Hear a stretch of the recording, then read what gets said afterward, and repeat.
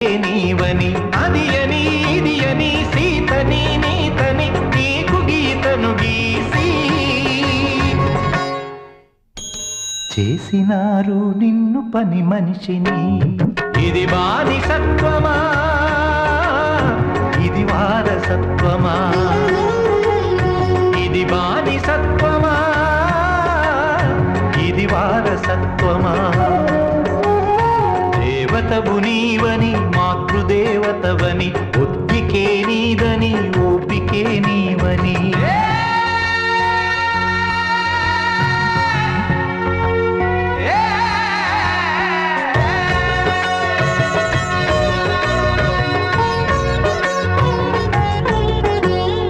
ఉద్యోగినివి అయితే ఇక చెప్పే పని లేదు,